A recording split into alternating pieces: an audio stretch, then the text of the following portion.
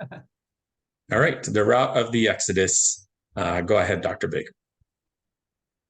Well, welcome to the Archaeology of the Exodus. I am Ellis Baker Jr. And again, thank you for inviting me. I can't believe we're already on night 5. So we have one more tomorrow night.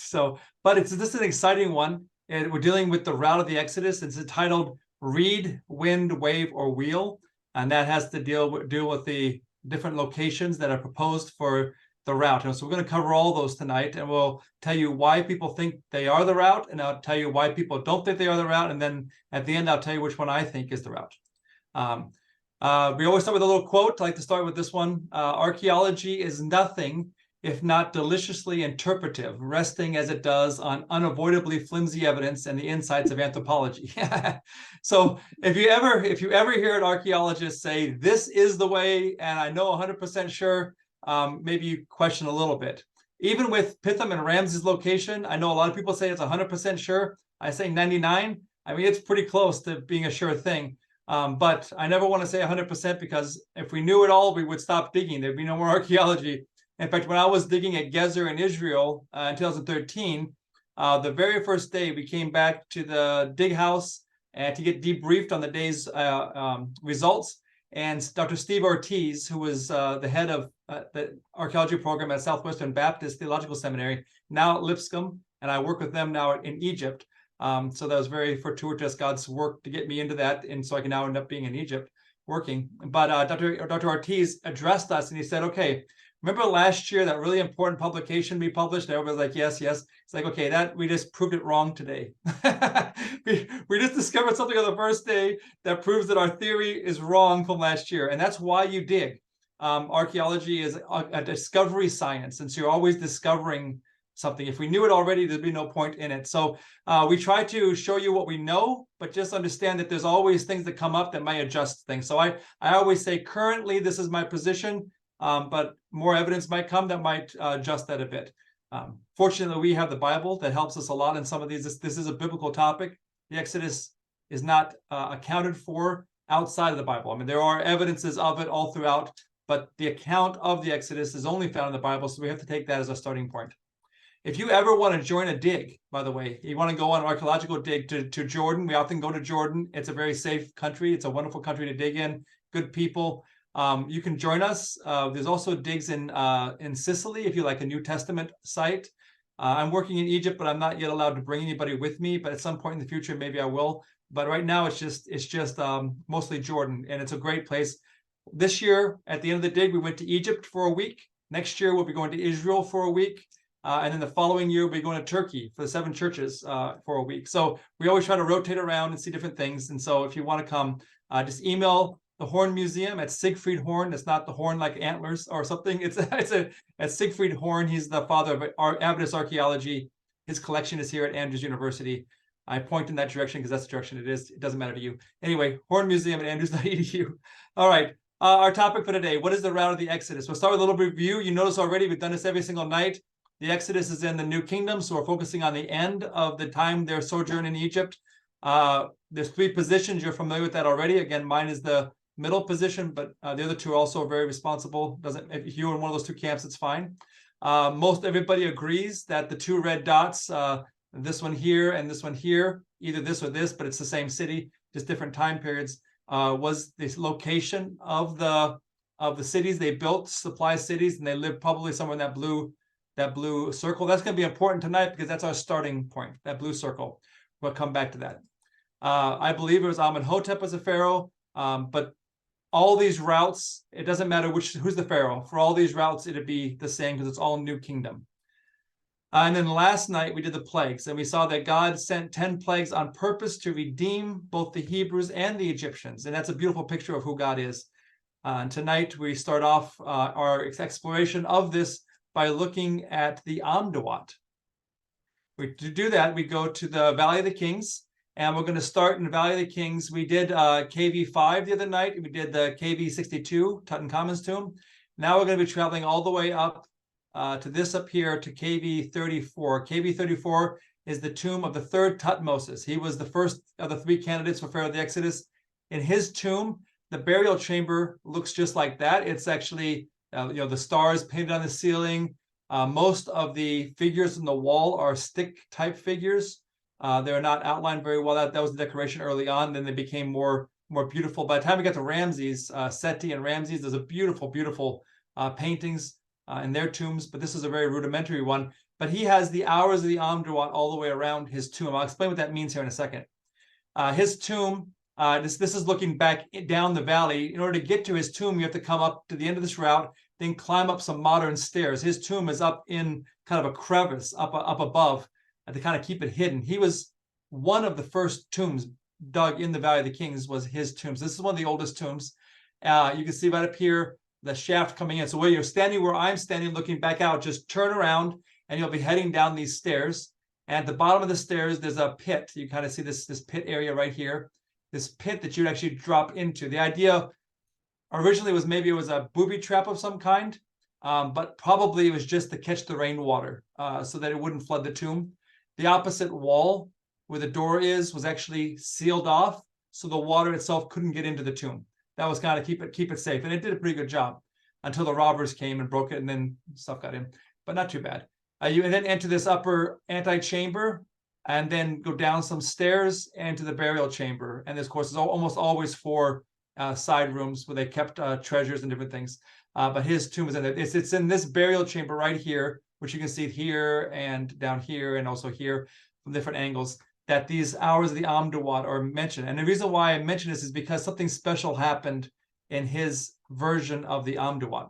So the Amduat, basically, so I showed you this image last night of the cosmology of ancient Egypt, with Geb as the earth there, and Ra traveling through Nut in the daytime, and then in the nighttime coming down and going through Nanit. So actually coming up through here and then coming down through the 12 hours, of the night. Each of these hours, there was a challenge, a particular dangerous challenge that the sun god Ra had to overcome. And so the different gods appear in each of these hours, each of these frames, so to speak, all the way through the night to help him overcome. And so as we look at the Amduat, it's very interesting, but we won't have time to go through it all tonight. Just look at hour number 10. In hour number 10, something unique happened here for the very first time. For the very first time, there was a provision made for soldiers who ended up drowning in water. This has led some scholars to suggest that maybe this has to do with the Red Sea.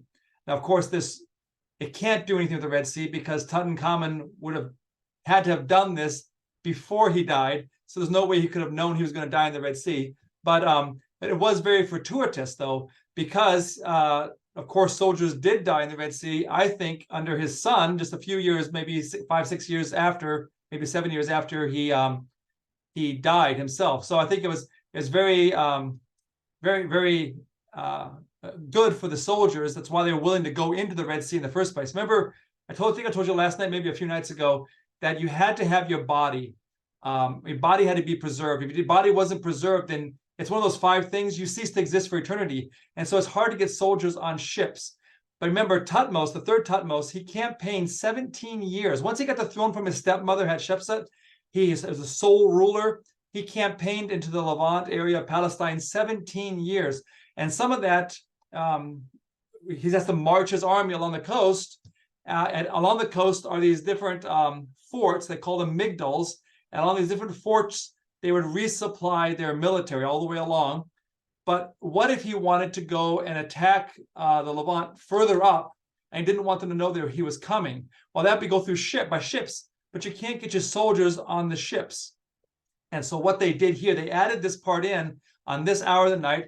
And what this says, these are translations, but what the hieroglyphs say is that if any soldier who's on a mission for the king, who's a god, and they happen to drown, the gods will preserve their body even in the water, so that they would have their bodies preserved. It was a provision added, so you didn't have to bring your body back. If it was lost in the sea, it was okay. And so in doing that, then they were able to get the soldiers onto the ships.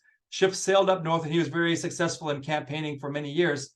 Well, of course, at the Red Sea crossing, there's going to be soldiers that are going to be maybe unwilling to go into the Red Sea after the Hebrews, but because of this provision, that's probably why they had no hesitancy. They went right on in. By the way, this is not people standing between two bodies of water. Egyptian art is like this. They'll show some things from the side view and some things from the top view. Remember the bricks that was sun drying the other night? Last night we showed you that, and it had the worker from the side view, but then it had the bricks from the top view down. The same thing here. These are people standing here from the side view, boats from the side view, but these bodies of water are actually from the top view down. That's how they did their art. So it's not actually standing bodies of water, it's just looking down, and that's how they were able to portray water. Anyway, that's a very interesting thing that's going to be very important tonight as we talk about these chariots, this army of Pharaoh coming in, and we'll focus a little bit on the war chariots as we get into the routes. Something very interesting happened. I mentioned this last night, but I think or 2 nights ago, but I wanted to mention this again.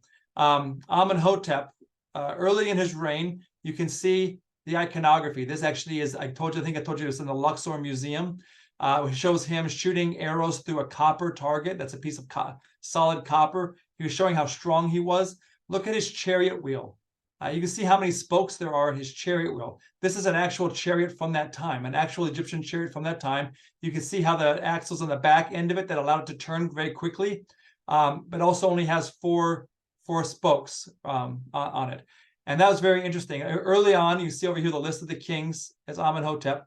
By the time you get to Tutankhamun, a little bit further down, you can see Tutankhamun's here. How many spokes does he have? How many spokes does he have here? Chariot design changed very early in the 18th dynasty. From the second Amenhotep or fourth Thutmose, somewhere in that area, chariot wheels changed from 4 spokes to 6 spokes. They redesigned their chariots. Nobody knows why. It's possible that could have been because of the Red Sea crossing. And they had no more chariots because all their elite chariots went into the Red Sea, and they needed to have more chariots, and it gave them an opportunity to make them stronger. But maybe it's because the wheels came off. The Bible says God caused the wheels to come off. They needed them to be stronger. If you get a chance to go to the Civilization Museum there in Cairo, they actually have a chariot there, and they actually show you a nice video. It's animated video of how chariots were built, including those wheels, as they got those 6-spoke chariot wheels. It's very interesting technology that made them very, very strong.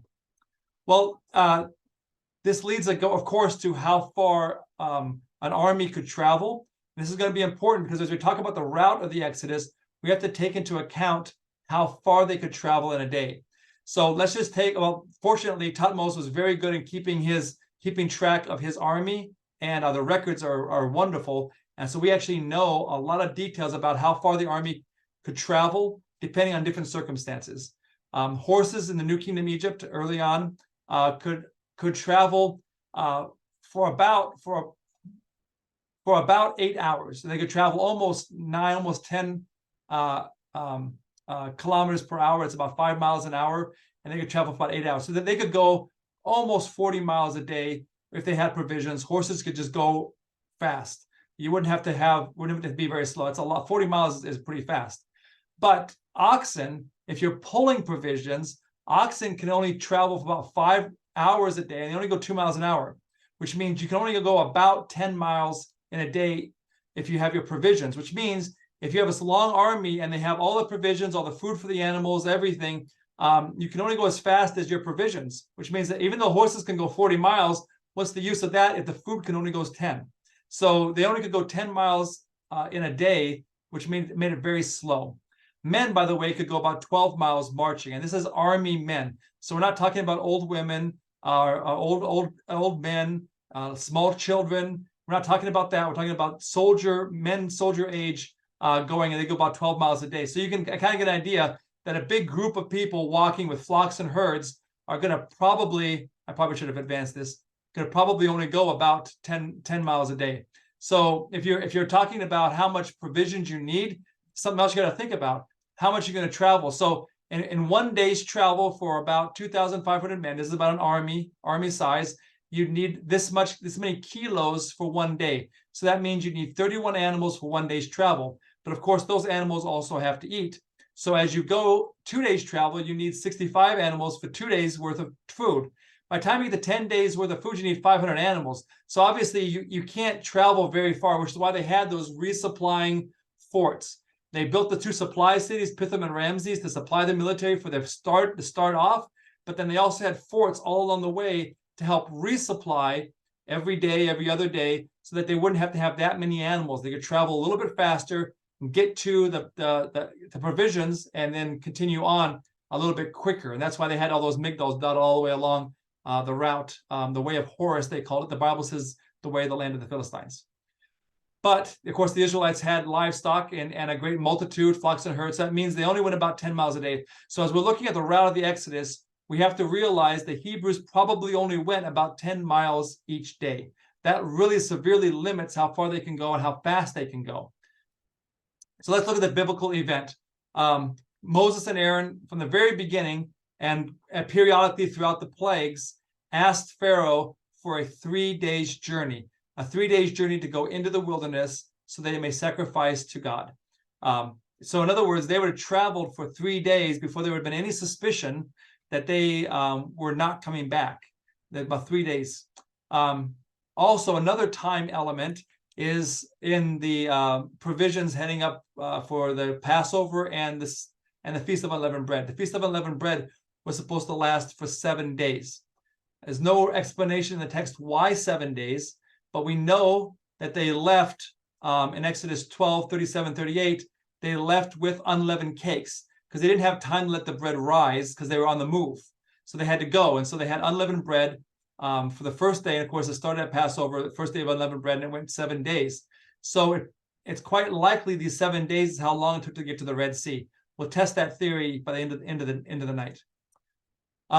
Also, it says that the children of Israel, this is Exodus 12, 37, 38, says, the children of Israel journeyed from Ramesses to Succoth, about 600,000 men on foot besides children. That'd be about 2 million people altogether. And they baked unleavened cakes of dough, which they had brought out of Egypt. So in other words, when they left from Ramses, the land of Ramses, and they went to the location of Succoth, they were already out of Egypt. That's a very important thing to remember as well.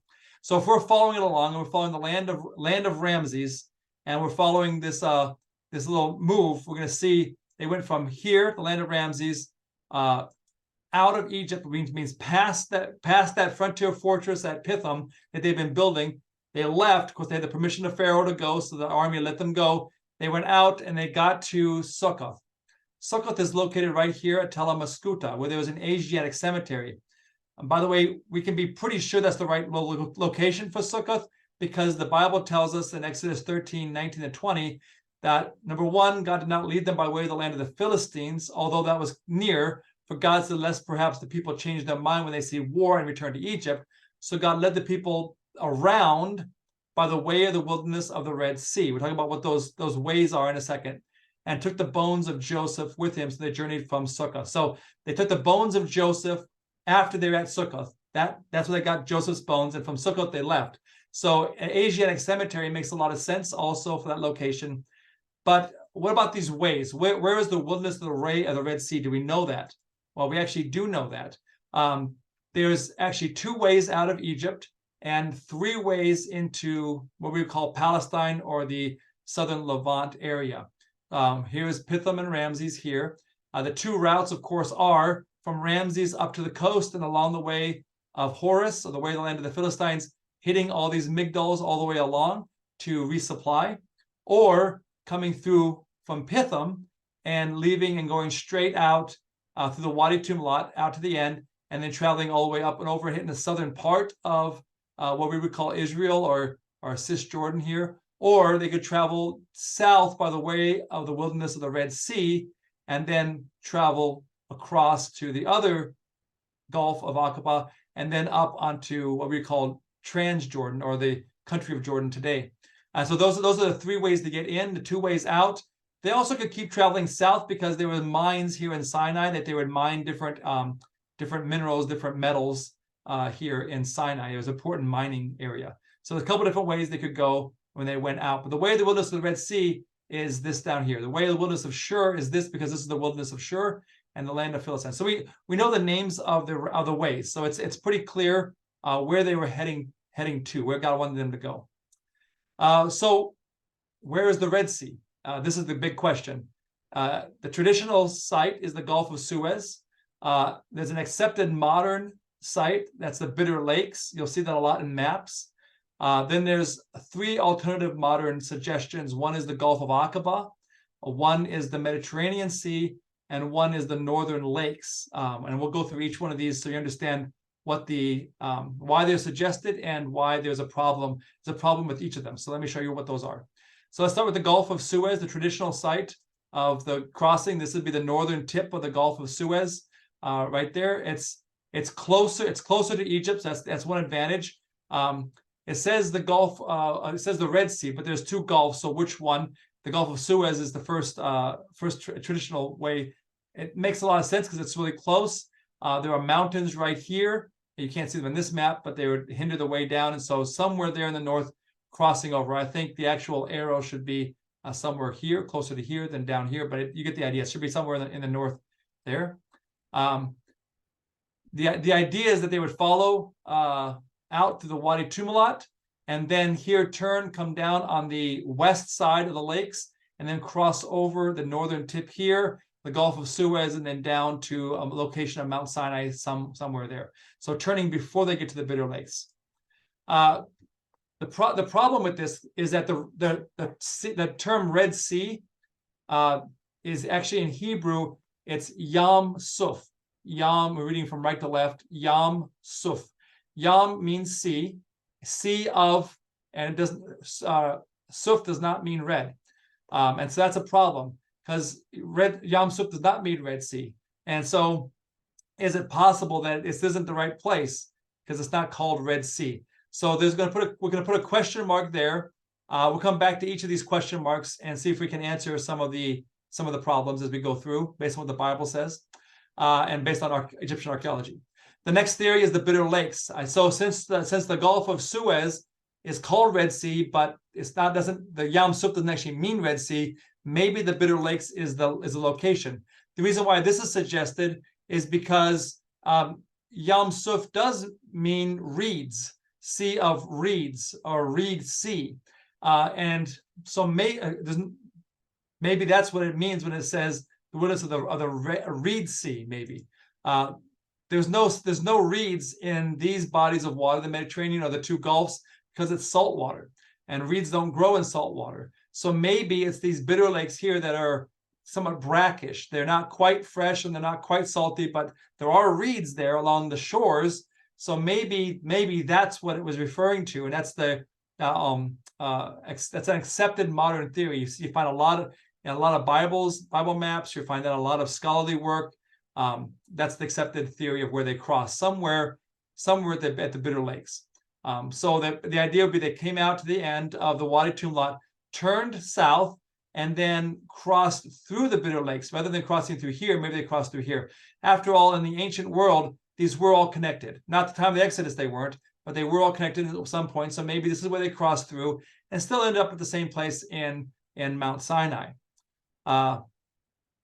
There's a difficulty with this version because for there to be an entire sea of reeds, there could be reeds along the shore, but to be a whole sea would be a problem because reeds need less than a meter of water to grow. If it's more than a meter deep, reeds don't grow. That's why they usually grow on the shore of deeper water. Even in the along the Nile, you'll see reeds growing, but they only grow on the sides near the shore because it gets too deep too quickly. So less than 2 cubits is what we know from ancient Egyptian texts, which is about a meter. So that's a difficulty. There's also a problem because in Numbers 21:4, it says, then they journeyed from Mount Hor, that's where Aaron died, by the way of the Red Sea to go around the land of Edom, and the soul of the people became very discouraged on the way. Well, that's obviously talking about the Gulf of Aqaba. So the Gulf of Aqaba is one of the gulfs, just like the Gulf of Suez is, and this obviously is called Yam Suf. Also, to confirm it, 1 Kings 9:26, Solomon also built a fleet of ships at Ezion Geber, which is near Eleth, on the shore of the Red Sea in the land of Edom. That is clearly the Gulf of Aqaba. So here in Numbers 21 and in 1 Kings 9, after Aaron died, and then later on with Solomon, the Gulf of Aqaba is clearly called Yam Suf. So Yam Suf doesn't, obviously there's no reeds there. So obviously the term Yam Suf doesn't have to refer just to reeds. So that's a problem.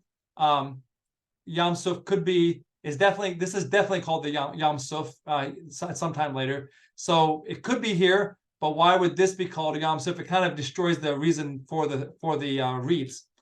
Another difficulty is that Exodus 14, 20, and 29 says, then the waters returned and covered the chariots, the horsemen, and all the army of Pharaoh that came into the sea after them. Not so much as one of them remained, but the children of Israel had walked on dry land in the midst of the sea, and the waters were a wall to them on the right hand and the left.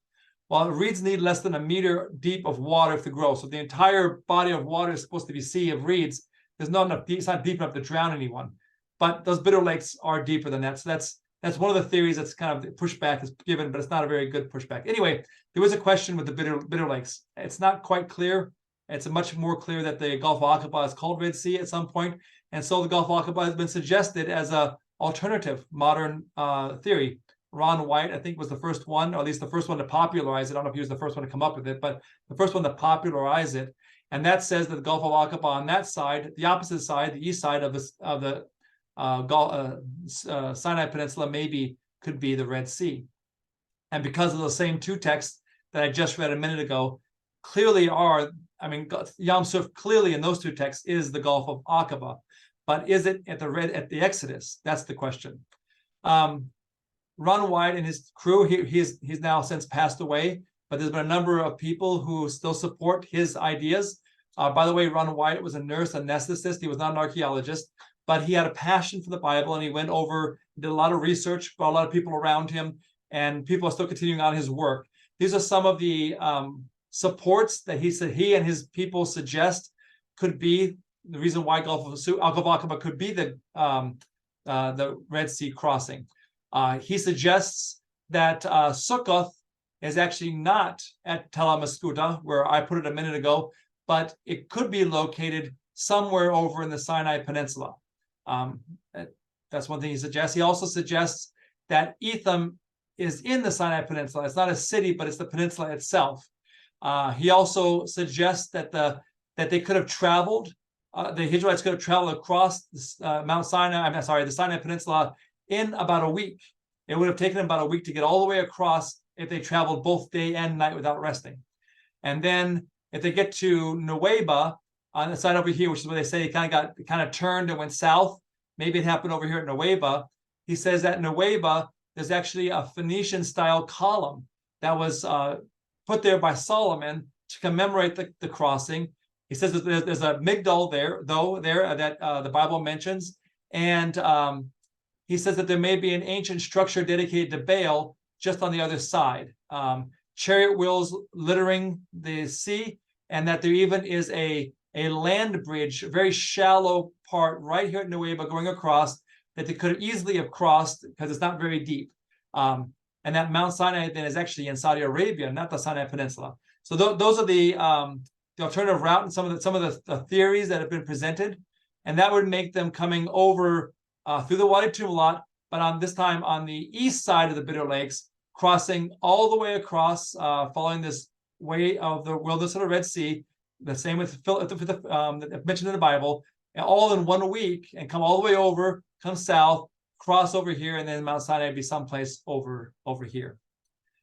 This is from the website. The website shows this image here of what looks like maybe an axle, and they have a chariot wheel and axle kind of superimposed on it, so you can kind of imagine what they're imagining. And then they give an image here that looks like it could be a chariot wheel, and they say this might be a chariot wheel. This is all images from their website. But let me show you the chariot wheels again. And I want you to look a little closer. These are chariot wheels from inside Tutankhamun's tomb. Here's the 6 spoke wheels. Here's 4 spoke wheels. I want you to look then at the chariot wheel that the Ron Wyatt's team suggests. I would say, as an Egyptian archaeologist, this is not a chariot wheel. Number one, you see the spokes are round and very thin. These are flat. You can see that the wheels themselves are very thin on the outside. This is quite a bit thicker, and the middle part doesn't look anything like this shape right here, which is what it should look like if it was a chariot wheel. So I don't think that is a chariot wheel. I think it's another wheel of some kind. probably not even an ancient wheel. In fact, if you travel around the Gulf of Aqaba, you'll find a lot of wheels of all different shapes and sizes, because there was a lot of shipwrecks, particularly in the different wars that took place, world wars. A lot of ships sunk, a lot of vehicles on those ships, and they're kind of scattered all over. So this is the difficulty talking about this, because I believe Ron Wyatt was a very passionate, very sincere Christian, and I believe he was a very good person who wanted to find the crossing of the Red Sea. I wish with all my heart, and I think most of my colleagues at Andrews and even at Southern and other places wish that his team still today would let archaeologists examine the evidence. The actual chariot wheel they say they have in their possession, they won't show it to archaeologists. They say they showed it to somebody in Egypt about it, but they won't show it to us. And unfortunately, they won't show any of the data to us. And so we can't actually evaluate it. But based on the pictures they have on their website, what they publish in their books, it does not look like any of the things that they say are actually what they think they are. Remember, they're not archaeologists, and so they just think they have found something. We are pretty confident that Tel Maskuta is Sukkoth. Etham is actually a location. And then there's a lot of problems. One, we just talked about the 10 miles a day travel. Here's the claim. Here's the answers to all the way down. I won't go through all of it. The Phoenician style column that he said Solomon erected, actually that column is a Roman column. It was found by the Jews, the Israelis, when they had control of the Sinai Peninsula after the war with Egypt for a short time. They did a lot of road work, and they found that Roman, which actually a column, it's not a pillar at all. They found that column and they moved it down in a way, but because there's a tourist location, and they're the ones who set it up, not Solomon, and it's from the Roman period, so it's much too late for Solomon. There's a lot of those kind of things. And then the chariot wheels don't appear to be chariot wheels at all. In fact, one of the divers who dives there and works in the Gulf of Aqaba said that coral formation that they show as maybe being a chariot wheel is actually a natural formation. It's called tabletop coral. It just grows that way naturally. There's nothing inside of it. So it's a little difficult, and I feel bad because I know they're good people and I don't want to besmirch them, but there are some difficulties with the theory. But I will say, of all these difficulties on the screen in white, the one thing that they have in their pocket, the best evidence they have that the Gulf of Aqaba is the Red Sea, is that it was the Red Sea, at least in Numbers and in 1 Kings. So there is a question. We'll put a question mark in this. Maybe the evidence they have isn't solid, but maybe it still is the Gulf of Aqaba. Maybe that is still the crossing, even if some of the things they suggest for the reasons aren't maybe quite right. So we'll come back to that. We'll put a question mark in that. Let's go to the next one. This is a Mediterranean Sea. This is a theory that takes them north.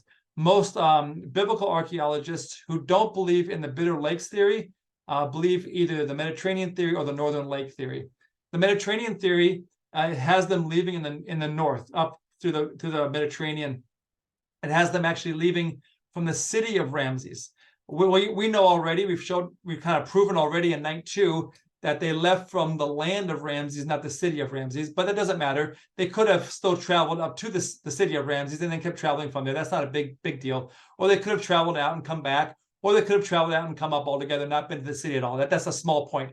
The point is the route has them going along the north, up along the northern coast. And then here, there's a piece of the Mediterranean that kind of comes over. There's a land bridge right here. And so the idea is that maybe they crossed here during low tide, and maybe at high tide caught the Egyptians and drowned them. Maybe there could have been a tidal wave as well that kind of came over and kind of washed over them. But maybe it was a miracle, but maybe God just used natural formations and a low tide so they could cross. And as happens, you can go to parts of England, I think even parts of the United States, maybe in Washington State, other places where the low tide, you can walk quite a ways out on sandbars and get quite a ways out there. You can even take carts and things out, the bicycles and things out. It dries up pretty quickly and hardens up pretty quickly. Maybe that's what happened. They crossed over and then the water came back and drowned the Egyptians. That's the idea, that God used a natural occurring miracle. And then they came through here, someplace at Tel Borg, where there is actually a Migdal. There's a Migdal, there's a fortress there, and there's a Migdal mentioned in the text.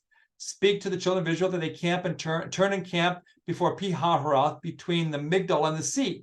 So maybe this camp near Migdal, maybe that actually is the Migdal by Tel Borg, which is the location here. So maybe they crossed here and then they went south, as God said. So they went north first, but then turned back south and came down and still ended up in the Sinai, Mount Sinai. The problem with this is Exodus 13, 17 to 18. It says, then it came to pass when Pharaoh had let the people go that God did not lead them by the way of the land of the Philistines. So it says they didn't go north, although that was near. It says, so God led the people around by the way of the wilderness of Red Sea. It seems like God did not take them north on purpose. So any trip to the north is going to have some difficulty. So we're going to put a question mark in that. The last northern theory is the northern lake theory. It's very similar to the Mediterranean theory, except this one has them traveling through the Bala lakes. This is up here, and that's going to be more of a theory about wind. There's actually a very interesting phenomenon that takes place right here. That phenomenon is a very high straight line wind that oftentimes will blow the water. Well, it says in the Bible that God caused the wind to blow and it dried it up, pushed the water out and it dried it up. So maybe that's what happened. Maybe it was an extraordinary wind that God strengthened the natural wind that was already there, and maybe that's where they crossed. But again, there's still the problem about them going north. This is the same verse as I mentioned a minute ago. It's going to be a difficulty because God did not lead them north first. He purposely did not lead them north. Well, they have them coming south again and doing kind of the same kind of loop, but this time a little bit shorter, still ending up in Mount Sinai and Sinai Peninsula. The difficulty is, of course, the turning before they got to the north. They turned before the Red Sea. They didn't turn after the Red Sea. That's going to be key. I just let them know transparency. I believe that either the story in the Bible is right or it's not right. I don't believe in twisting it and mixing it up to try to make it fit a theory. I believe if it's right, it's right. If it's not, it's not. And so I take the Bible very seriously. I take it as it reads. And so when it says they turned before the Red Sea, I want to follow that. That's my presupposition. You might feel differently, and that's okay. I have friends who believe these things. Dr. Hoffmeyer is a supporter of some of these northern theories, and he's a very good archaeologist who's done some very good work for the Bible. A man who loves God and is a good man. So I don't want to besmirch these ideas. Just say that I personally don't have that same presupposition. Anyway, the point is all 5 positions have difficulties. So why don't we here tonight just trace it from the land of Ramses, head out to where we know Succoth is the Asiatic cemetery where Joseph would have been picked up. It's hard for me to believe Joseph would have been picked up at Succoth out in the Sinai Peninsula. Why would they have put Joseph and a mummy all the way out there? Doesn't make any sense to me. So I'm going to leave Joseph in that cemetery, the Asiatic cemetery right there, Semitic cemetery at Succoth is where they actually put the body. And we're going to pick it up from this point right here. And let's together go through the Bible, look at each of these toponyms and see if we can figure out on our own tonight where the Bible seems to suggest that they went. So it says in Exodus 13, 19 to 20, and Moses took the bones of Joseph with him. So they took their journey from Succoth and camped in Etham at the edge of the wilderness. So they have not yet gotten to what they would consider the wilderness. They would have gone straight on from Succoth and got to Etham, which is on the edge of the wilderness. And that is exactly where Etham is located. It's a little camp right there at the end of the Wadi Tumilat. And you can see right there. So we know that they went from Succoth, camped someplace here. So they went from the western zone of the Wadi Tumilat to the central zone to the eastern zone. And that's where they were. And then Exodus 14, 2 through 3 says, speak to the children of Israel that they turn and camp before Pi-hahiroth, between Migdol and the sea, opposite Baal-zephon. You shall camp before it by the sea, for Pharaoh shall say to the children of Israel, they are bewildered by the land. The wilderness has closed them in. This would be, they turned, go back one, turned after they got to Etham. All right, so that seems to suggest that they did not go to the Gulf of Aqaba. That already has them turning right there by the Bitter Lakes. It has them turning before they even get to the wilderness. So they haven't even got to the Sinai wilderness at all, and then they already have turned. So that seems to suggest it eliminates the Gulf of Aqaba theory. They turned on the Gulf of Suez side. All right, so here we are, but which way do they turn? If they're going straight towards the east, and it says they turned, there's really only two options. You can either turn and go north, or you could turn and go south. Yeah, I guess you could turn and go backwards, but that would kind of defeat the purpose, wouldn't it? We've read this text already a couple of times. Let's read it one more time. And God did not lead them by the way of the land of the Philistines, although that was near. For God said, lest perhaps the people change their mind when they see war and return to Egypt. So God led the people around by way of the wilderness of the Red Sea. And Moses took the bones of Joseph with him, and they took their journey from Succoth. It purposely says God did not lead them north. So when they turned, there's only one direction they could go, and that would be south. So I believe that eliminates the two northern routes. They did not go south. Pastor, do you want to get a picture of that real quick? I don't know if you got that. I saw you trying to get that, so I'll go back real quick. Very good. Okay, so that eliminates the northern routes. It seems to at least eliminate the northern routes. So they turn south, so we have them going south here after Etham. All right, now, so there only leaves two options in my mind, the Bitter Lakes or the Gulf of Suez. So which one is the right way? Is it Sea of Reeds, or is it the Gulf of Suez, Red Sea? To answer that question, I think we have to understand Egyptian names for land and water. So the Egyptians named their bodies of water and their land by colors. Egypt was called black land. It's called Kemet. That's K-M-T. There's no vowels in ancient Egyptian. So Kemet, it may be pronounced a little bit differently, but KMT is it. And that just means black. It means black land. Remember, every season there was a season of inundation, a season of flooding. And when that flooding went down, it would leave that black, rich silt as a fertilizer. Wherever the water of the inundation reached, that was Egypt. That was the black land of Egypt. Beyond the black land was the red land of the desert, this kind of golden reddish land that was a dangerous land, and that was called Deseret or desert. The word desert comes from the ancient Egyptian word, desert. And that's where it comes. It means red land. And I showed you this picture before, but I'll show it again. This is Saqqara, where the step pyramid is. We did that on night number 1. You can see the very clear delineation between where the vegetation grows and where no vegetation grows. This is the black land of fertilized land, and this is the red land of desert. It's a dangerous land. There's no water. It's dangerous. And red was that color of danger. They actually called their bodies of land by color. They also called their bodies of water by color. They called the Mediterranean the Great Blue-Green Sea, because if you go to the Mediterranean, you'll see that it's actually a really beautiful blue-green. It's gorgeous. Although if you get a chance to swim anywhere close to the coast, Caesarea, I'll just warn you about the jellyfish. I had a chance to go swimming there when I was there in 2019, just before COVID. I was there at the Texas conference. They did a tour there, and I went with them, and to be the kind of like the archaeological guide with Dr. Davidson from the seminary as well. We both went and we swam in the Mediterranean, and I got stung by a jellyfish on my leg. It stung really, really bad. So I went to the lifeguard, and I asked the lifeguard, "Do you have anything for jellyfish stings?" And he said, "Yes, I have 2 options. I have some vinegar that I could spray on it, or I could pee on it. Which do you want?" And so I said, "I'll go with the vinegar. Thank you." So I used the vinegar. So if you do go to the Red Sea, be careful, there might be jellyfish. But anyway, they call it the Great Blue-Green Sea, and it's beautiful. They also called any of the water and the Nile, or anything watered by the Nile, they called it black. They call it also black. So the Bitter Lakes area, they actually called them Black Seas. They actually called them Black Seas because they had been watered by the Nile at some time. The Gulf of Suez and the Gulf of Aqaba, along with the main body of the Red Sea, were called the Red Sea because there's a body of water in the middle of the Red Land. So Black Seas because it was called black because it is watered by the Nile, and red seas because it's in the seas in the middle of the Red Land. It wasn't very complicated.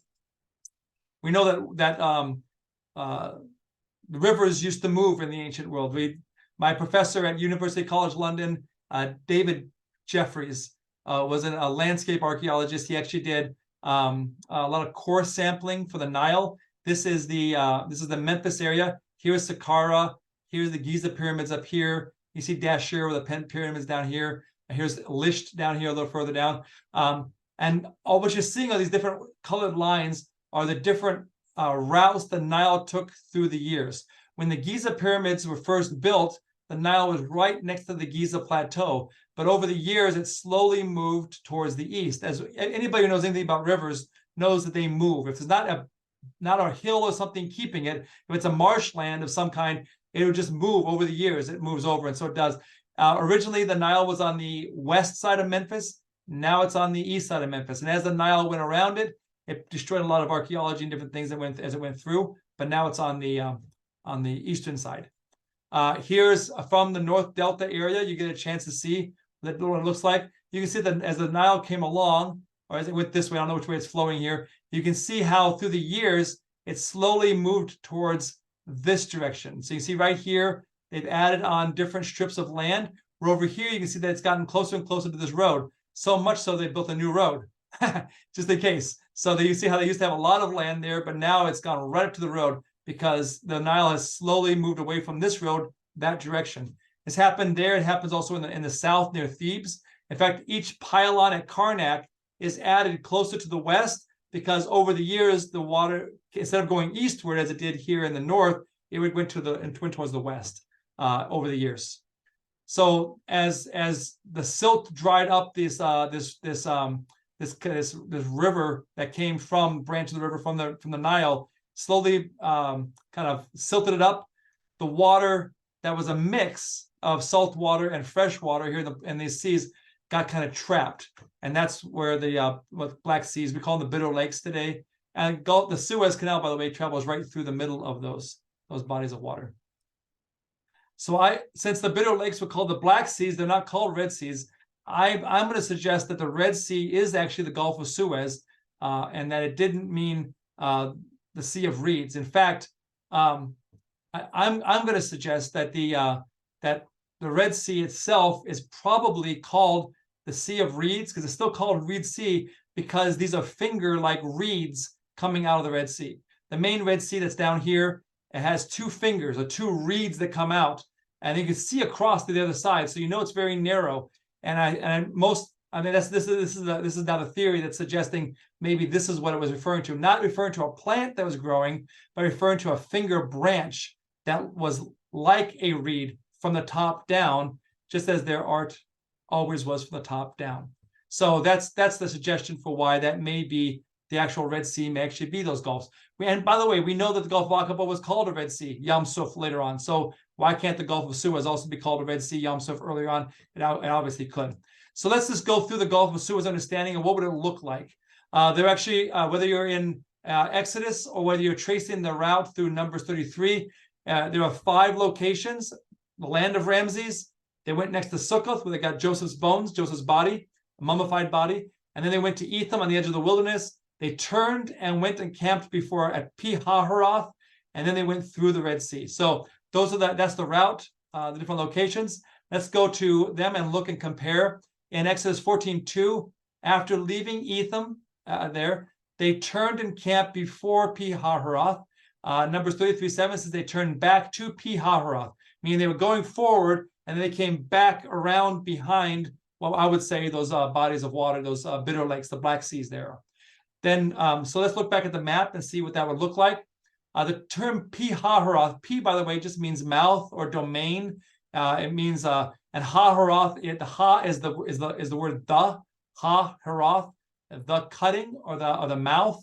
And so it could be the mouth of a canal. There actually was an ancient canal that went through here. Again, when the Israelis had that opportunity to have a lot of satellite imaging and done in the Sinai Peninsula, there was some good images that came. Today we have, again, many more. This is a militarized zone now because of the Suez Canal. But in ancient times, there actually was an ancient canal that went through here. It kind of blocked the way. I'm going to show you a picture of the next slide about this. But Harath likely refers to the canal and the purpose of the mouth of the Harath, the mouth of the canal. So that would be maybe here or somewhere down there. So Pi-Hahiroth could be one of those locations, probably referencing where the Yam Suf emptied into through this canal. Was there a frontier fortress? There was with a frontier fortress of the canal. This is actually from the wall at Karnak. It's actually the first Seti, the father of the second Ramses. He shows himself going through gates, coming back with all of these soldiers and his army and his big parade as he's victorious, coming from all these different migdals along the way. And now he's coming and he's going through this Migdal here that's guarding the Harath. This is a canal. You can see crocodiles in here. It's very, very intimidating looking. There's some fish. There's fish living there as well. And so he went through this canal to get into the land of Egypt, where all his people were very, very happy with him returning. So you can see that along with the Migdal, the fortress, there was also a canal that was dug along this. This is illustrating further north, not the one down here in the south, but it shows you that there was a canal. And they camped between Migdal and the sea, according to Exodus 14:2. Numbers 33:7 says they camped near Migdal. Well, those Migdals guarded those crossing locations. And so there would have been a Migdal guarding each of these locations all the way down. It just means a frontier fortress. There's a lot of them all over the place. And then they camped opposite Baal Zephon. Pi-hahiroth is east of Baal Zephon. So we can kind of see Baal Zephon is opposite before the sea. It's also opposite of Pi-hahiroth. Baal Zephon, actually, the god Baal was associated with the god Seth.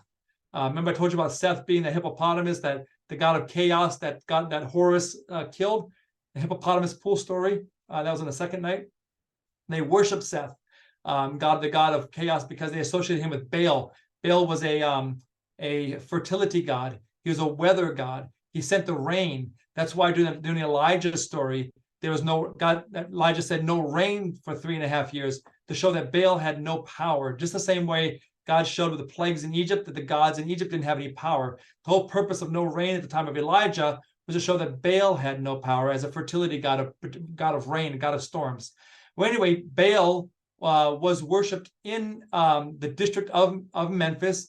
He was actually also worshipped at Tel Ed-Daba.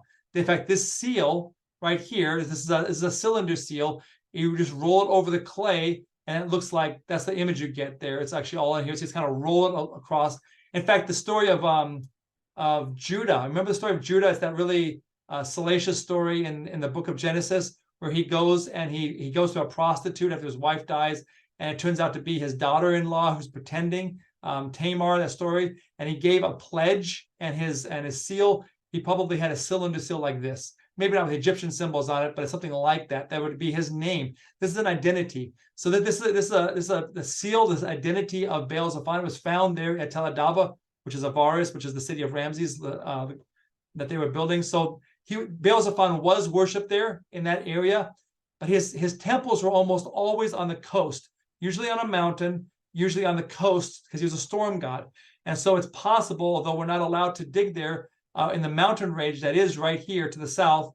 In fact, if you travel from Mount Sinai and you come up here and you go across right through here over to Cairo, you'll see, if you look out the window, a mountain range. That would be the mountain range that would have stopped them from going any further south.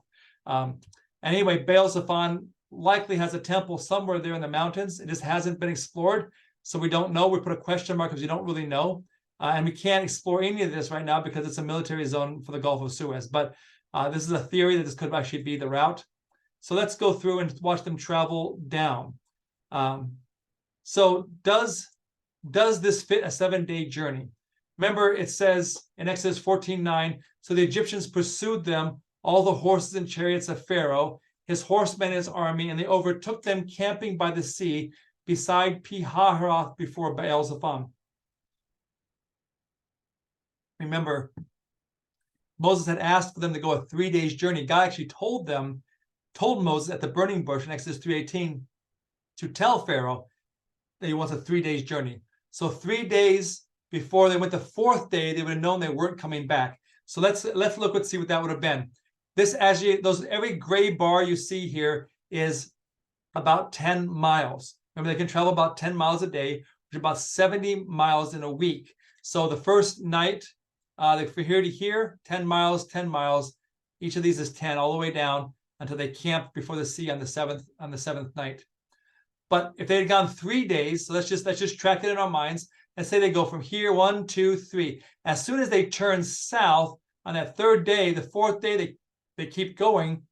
Then the message comes back. Whoever's watching them gets back on the horse and travels back up here. Remember, horses can go 40 miles in a day. So in almost a day, that a horse can get back to Pharaoh. Maybe not quite a day, but get back to Pharaoh and report, no, the Hebrews, they're still going. Remember, they also reported that the wilderness has closed them in. So the report back to Pharaoh could not have been before they turned. They would have had to have turned, and that fits that fourth day scenario here, 10 miles a day. And then they keep going 1, 2, 3 more days.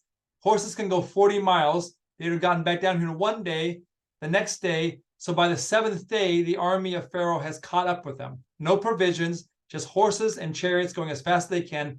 Chariots, by the way, were disassembled and carried on the horses, and they would travel down, and then they assembled the chariots for battle. So they didn't have to ride the chariots the whole way. They would have actually ridden with the horses and traveled on the way down.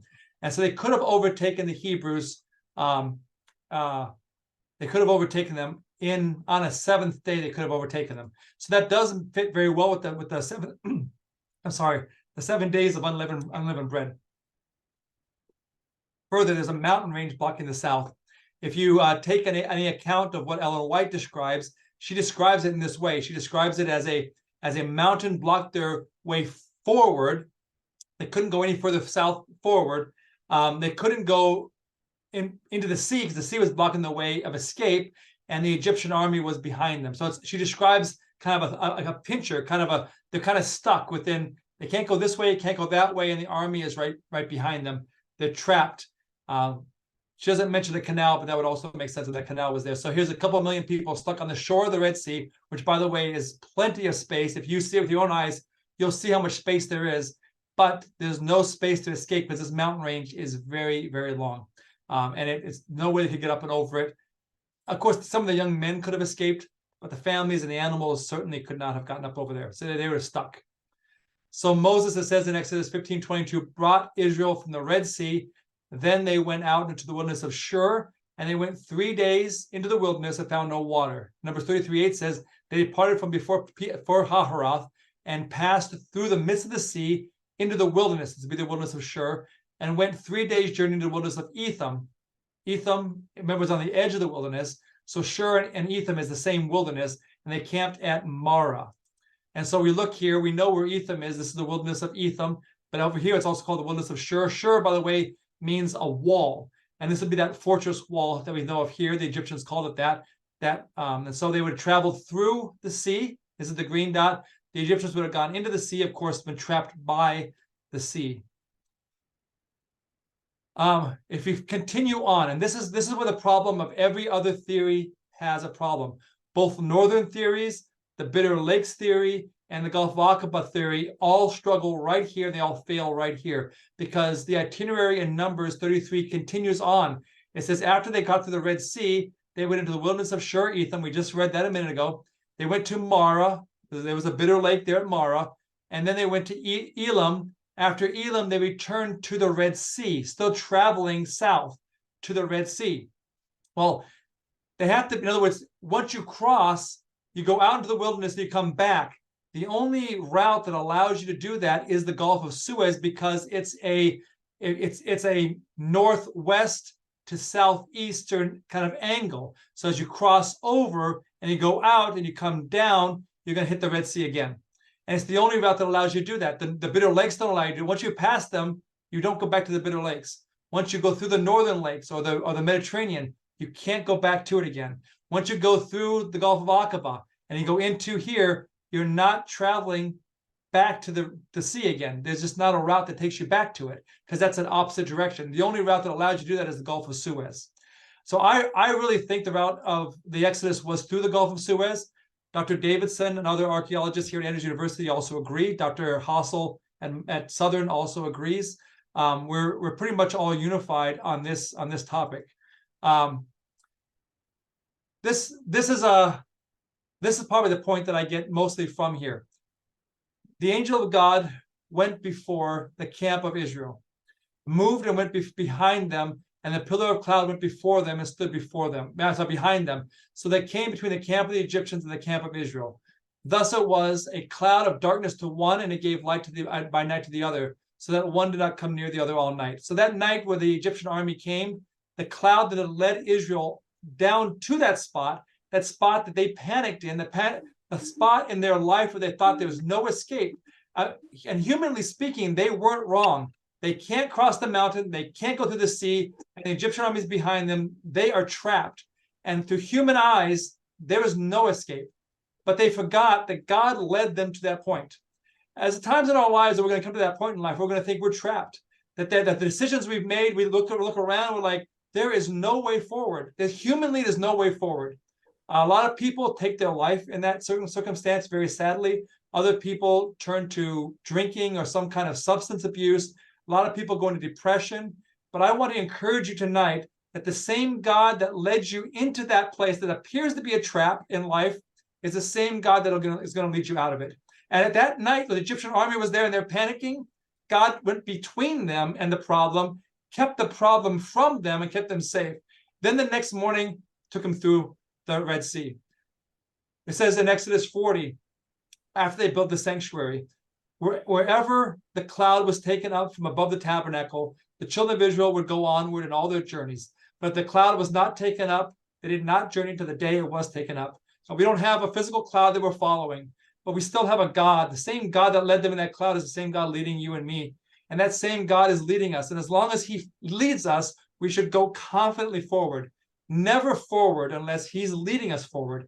And if he's urging you to share something with a colleague or someone in the grocery store or someone, your neighbor, and you feel that urging, I encourage you, don't sleep on that. Go immediately. You don't know what God's going to open up. You don't know what's going to happen. Just say a word of encouragement. Talk about whatever you feel God's telling you to talk about, and then pray for that person. You don't know what God is going to do. But if God doesn't move you, don't go and talk about things. Oftentimes, we get the idea that if we don't talk about the Sabbath the very first time we talk to somebody, then somehow we've not done our duty. But God may not want you to do that. God may want you to make a friend with that person.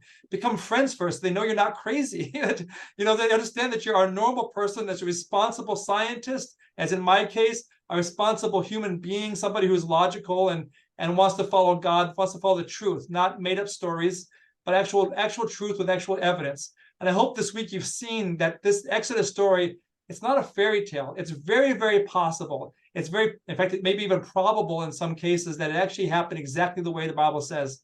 And as we do more work on it, we'll see more things. But the God we serve, I can tell you, is very real. Tomorrow night, we'll be our last night together. We'll talk about the Egyptian influence in the sanctuary. We talked about the Egyptian army tonight. The Egyptian army will be a focus tomorrow night.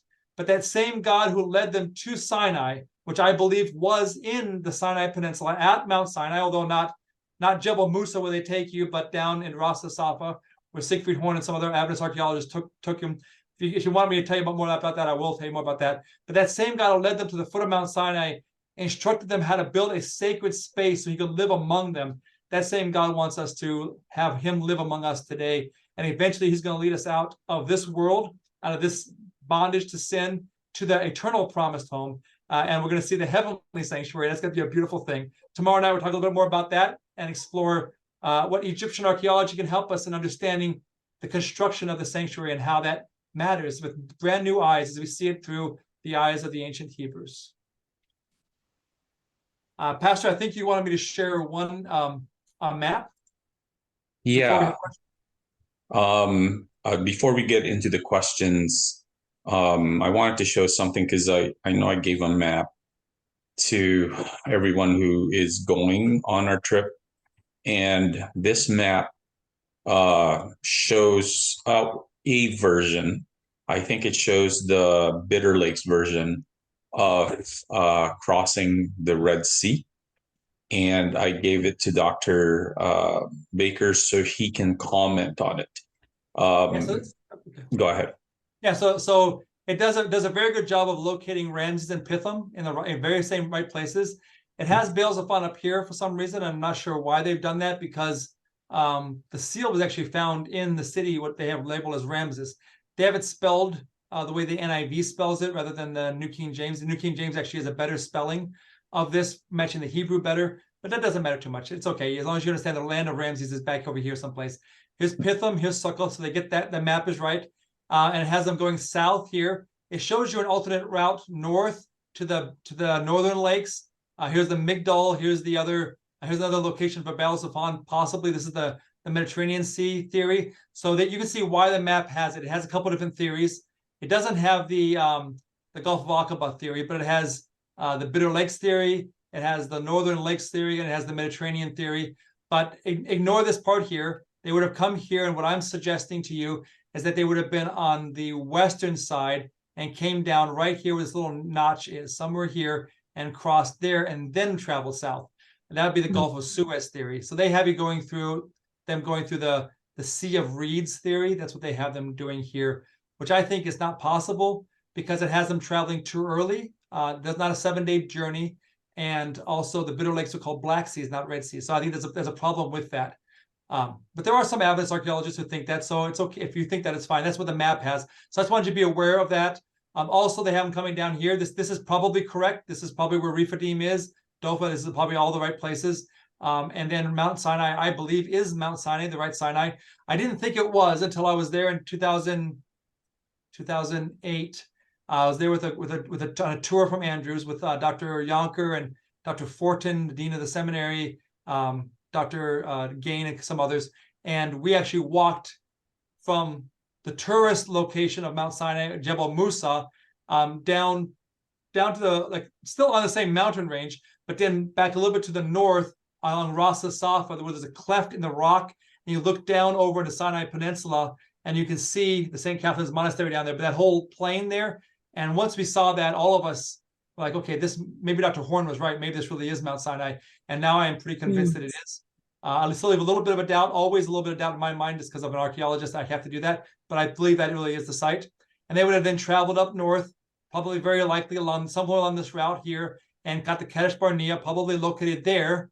And then they probably would have come actually over to here, someplace over here, where Aaron died at Mount Hor, and then down south to Eleth, the Gulf of Suez. Remember, we read that a minute ago, Numbers, where they actually traveled to the Yam Suf again, which is the Gulf of Aqaba. And then rather than going straight back up, if the Bible says they traveled around the land of Edom. Edom is this location from the bottom of the Dead Sea, basically all the way down to the top of the Gulf of Aqaba. So the travel around Edom would have had them go out and around this way up, maybe even along this right here route, which is the King's Highway. They probably went out a little further and then came back to the King's Highway past Edom and then up the King's Highway into the land. So I would say it's a pretty close map. Just go on this side here, and then once you get over here, I actually would have them go this way, then down, and then out and around. But otherwise it's pretty close. All right.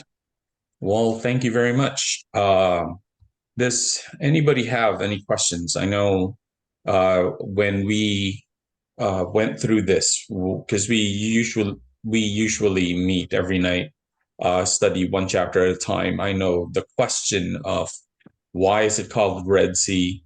I think you explained that really well today. That it could be the Reed Sea, or it's the Sea of the Wilderness. And so, any other questions out there as we went through this topic today?